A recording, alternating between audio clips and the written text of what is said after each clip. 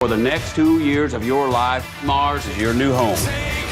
What's going on, guys? I am Joe Deckelmeyer here with Screen Rant in our shooting suite. I am joined by the fantastic Matt and Ben, co-creators of For All Mankind in the upcoming spin-off series, Star City, which I'm really excited about. Now, For All Mankind, we're heading into season 5. It's 2012. A whole new series is going, and that's 2012, but a whole new series is also going to explore the space race from the other side of the lens, that we get the Soviets coming out swinging hard. So I'm excited for that show too.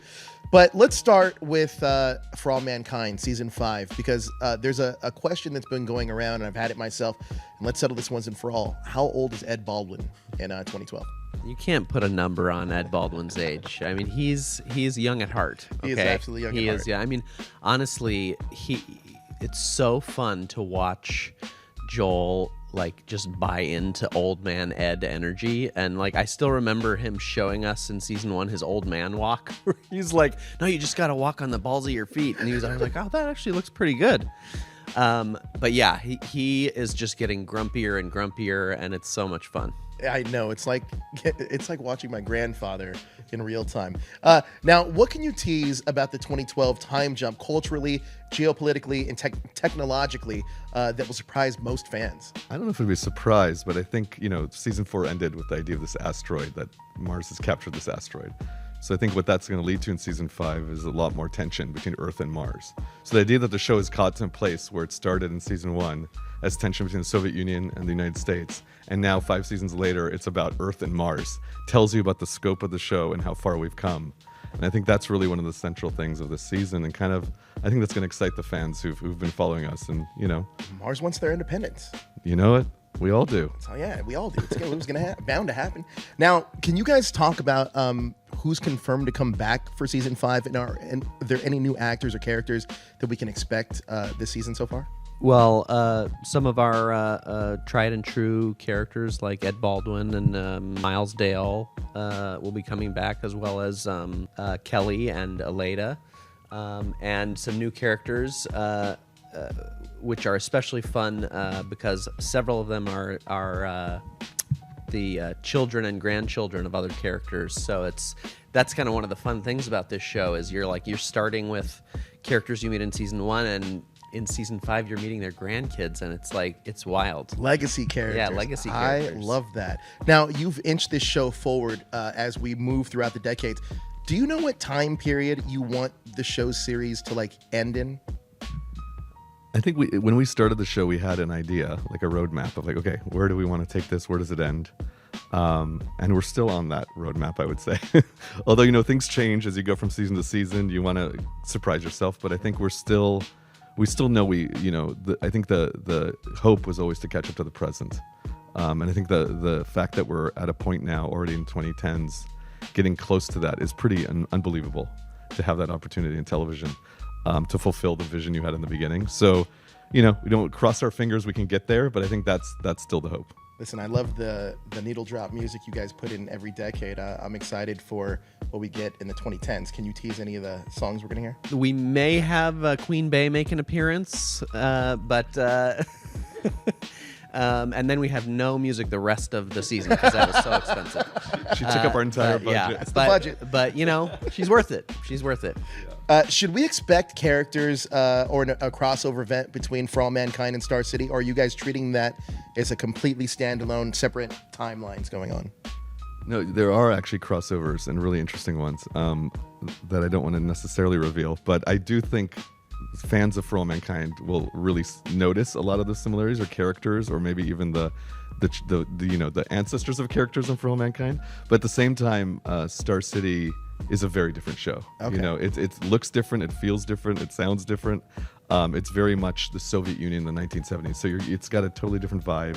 So I think what's nice is people who watch FAM or people who don't will really dive into it and see something that will surprise them, I think, because if they're expecting For All Mankind, I think they'll be surprised how different it is, but yet they'll see those little Easter eggs throughout. I actually want to talk about that exactly, because will you guys still be following the same kind of jump a decade structure for Star City, or will it have a completely different type of rhythm? Right now, we're thinking that everything can change, like Ben has said, but right now we're thinking that show is really just going to live in that 1970s time period, because we really wanted it to feel like it wasn't just mirroring For All Mankind and kind of a companion piece. It's its own thing. And honestly, it's been fun to start thinking about storytelling in a different way, where it's not like, okay, now we got to think about what happened every 10 years. It's like, no, we can just pick it right up and keep going. One thing I love about this show, too, is it's so well researched. We were just talking to Ronald D. Moore about this, and I know he was a space nerd, and him seeing it from the cosmonaut side opened up his mind to a lot of new things that he didn't know were going on at the time. When you guys are doing a show like this and basing it so much on the Soviet perspective, what are some of the things that you found that surprised you, especially in that time period, that you didn't know before? I mean, honestly, that was the early inspiration for the show, because as we were working For All Mankind, we kept reading and hearing about different stories from the Soviet perspective.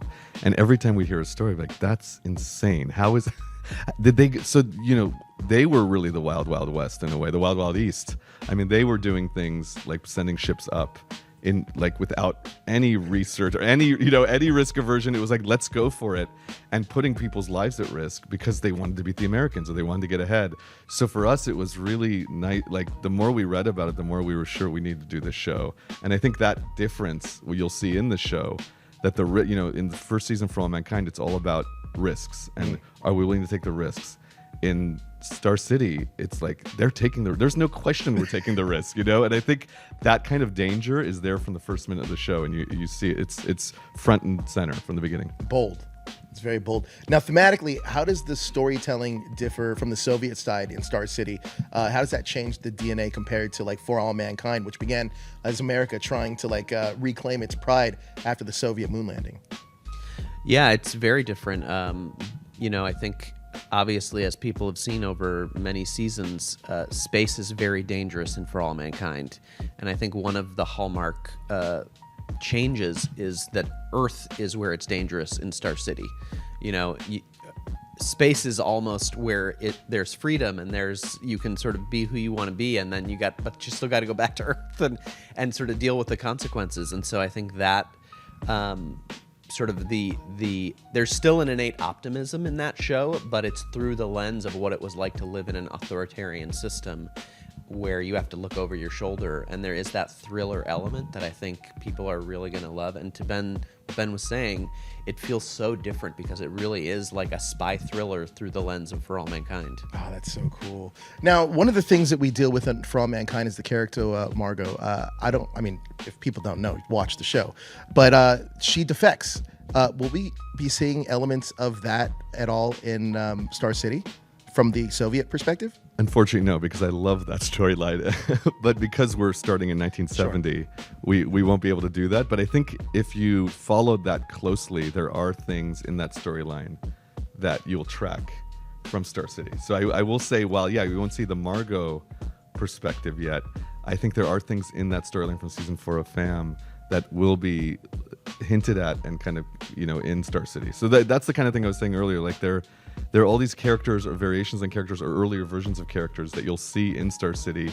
Kind of, you see them how they are in season 4 and maybe seeing how they started at a place. So cool. So it's really more, in a certain way, like a prequel in certain ways to those characters, to that perspective. That's awesome. I can't wait for that. Now, has there ever been any thought or consideration to make a official timeline guide For All Mankind, like a coffee table book? Because I think I would be the first one to buy this.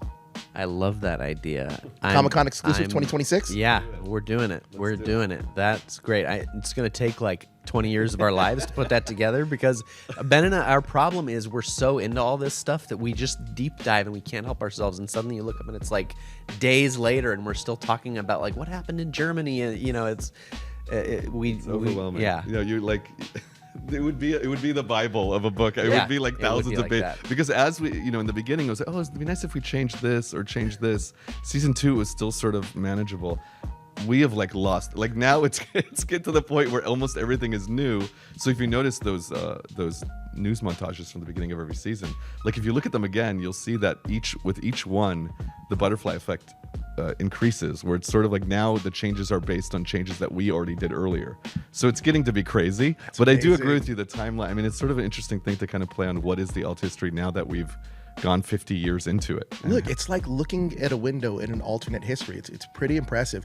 Now, I do have a fan theory, and I think it's probably a popular one. For All Mankind starts so grounded, and as we progress, we get to Mars and we're starting to get all this other stuff. Could this be setting the groundwork for a Apple TV Plus version of Star Trek with its own like Starfleet and Federation type of thing? First you got the timeline book, now you got the spin-off. I like it. We got to bring you into the circle here. Hey, I'm in. I think I will say this: Apple's been incredibly supportive of our vision from the beginning here. I think where the show goes is a good question. I think that's kind of been hinted at by fans for a while. This idea of like, is this the way to Star Trek? And there's definitely similarities. Ron Moore comes from the Star Trek background. We have writers on our show as well.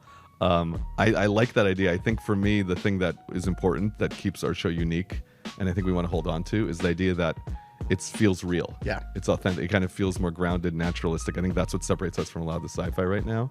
And it's harder to do as we get more into the future. I can imagine. For sure, but I think it's something we try to hold on to. So you're telling me there's a chance. Look, thank you guys so much for stopping by the Screen Rant Suite. It's been a pleasure talking to you. For All Mankind is one of my favorite shows. I cannot wait for Star City. Incredible job. Thank you guys so much. Appreciate it. North Korea, CIA, KGB, they're all wanting a piece of this pie.